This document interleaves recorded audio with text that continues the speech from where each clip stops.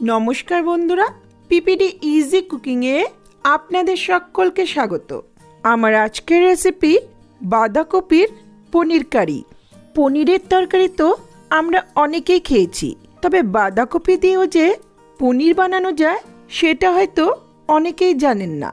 এই বাঁধাকপির পনির কারিটা রেস্টুরেন্টের পনির বাটার মশলা কারি মতো খুব সহজেই বানিয়ে নেওয়া যায়। এর স্বাদ কিন্তু পনির কারি থেকে কোনো অংশে কম না। ভাত, রুটি, পরোটা, ফ্রাইড রাইস, পোলাও, নান, পুরি সব কিছুর সঙ্গে কিন্তু এটা খুবই ভালো লাগে। তাহলে ভিডিওটি পুরো দেখবেন, ভালো লাগলে লাইক, কমেন্ট, শেয়ার করবেন, চ্যানেলটাকে সাবস্ক্রাইব করে পাশে থাকবেন। চলুন তাহলে রেসিপিটা শুরু করি।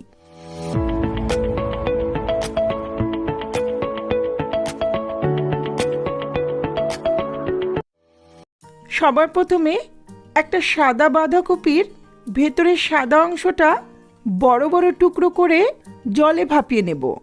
আমি এখানে একটা ছোট বাঁধাকপির ভেতরের অংশটাই ব্যবহার করেছি।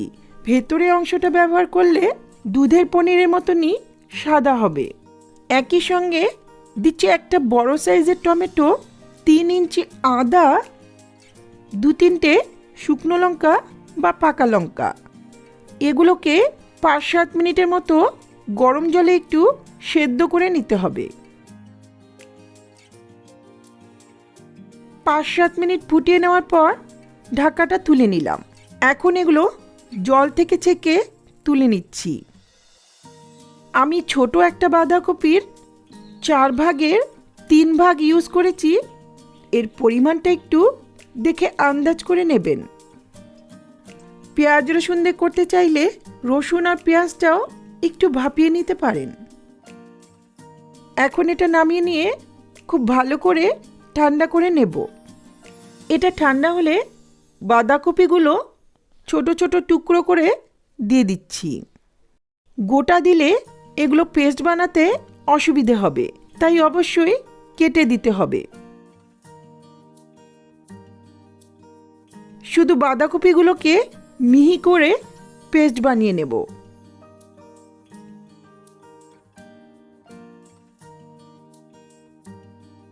এটা হয়ে গেছে, একটা মিক্সিং বাউলে ঢেলে নিচ্ছি।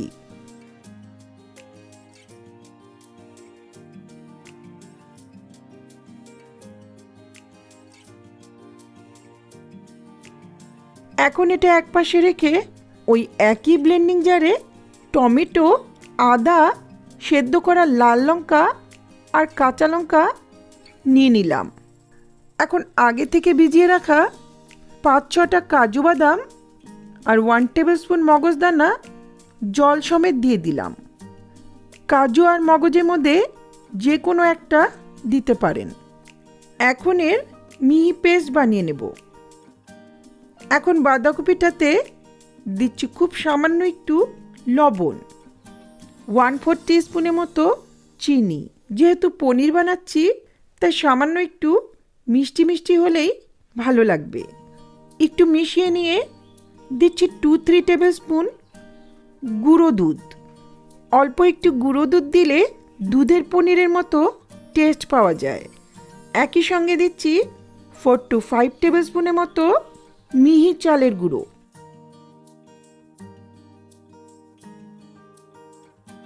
খুব ভালো করে একটু মিশিয়ে নেব।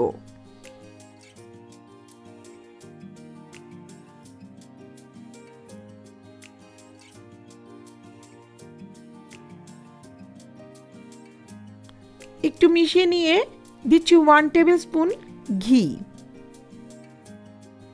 খুব ভালো করে ফেটিয়ে মিশিয়ে নেব।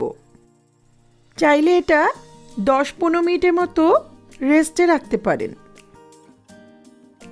10 মিনিট পর আমি একটা প্লেটে সাদা তেল দিয়ে গ্রিস করে নিচ্ছি। এতে বাঁধাকপির পনিরটা ভাপিয়ে নেব। নিচে একটু তেল লাগিয়ে নিলে পনিরটা থালার সঙ্গে লেগে যাবে না।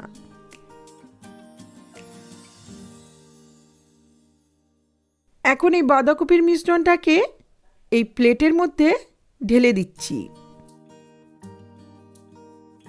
এই রকম কাঁধ উঁচু প্লেটে ভাপিয়ে নিলেই সময়টা কম লাগে। খুব মোটা বাটি বা টিফিন বক্সে ভাপালে সময়টা অনেক বেশি লাগতে পারে।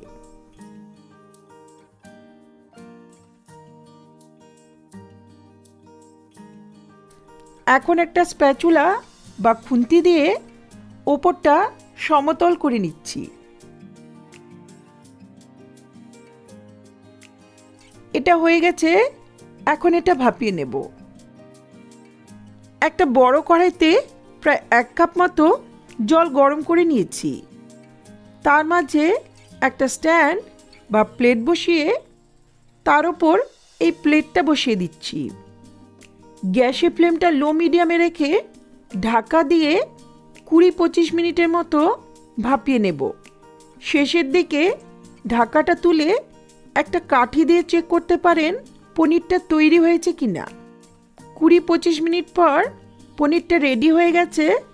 এখন খুব সাবধানে এটা তুলে নিচ্ছি। এটা নামিয়ে নিয়ে খুব ভালো করে ঠান্ডা করে নেব। এটা ঠান্ডা হয়ে গেছে। এখন একটা ছুরি দিয়ে পনিরের মতো চৌকো টুকরো করে নিচ্ছি। আপনারা অবশ্য নিজেদের পছন্দ মতো শেপে টুকরো করে নিতে পারেন। সাদা বাঁধাকপি ইউজ করলে পনিরের কালারটা কিন্তু একেবারে সাদা হয়। তা না হলে সবুজ বাঁধাকপির ভেতরের অংশটা ব্যবহার করতে পারেন। এই পনিরটা কাটার সময় কিন্তু অবশ্যই ঠান্ডা করে নিতে হবে। সবগুলো কাটা হয়েছে। দেখুন একেবারে দুধের পনিরের মতোই সফট হয়েছে। এটা খেতেও কিন্তু খুবই ভালো লাগে। চলে যাচ্ছি রান্নার ধারে। গ্যাসে একটা কড়াই বসিয়ে 4 to 5 টেবিল স্পুনের মতো সাদা তেল ভালো করে গরম করে নিলাম। এতে দিচ্ছি 1-2 টেবিল স্পুনের মতো ঘি। ঘি দিলে রান্নার স্বাদটা ভালো হয়। চাইলে পুরো রান্নাটাই ঘিতে করতে পারেন।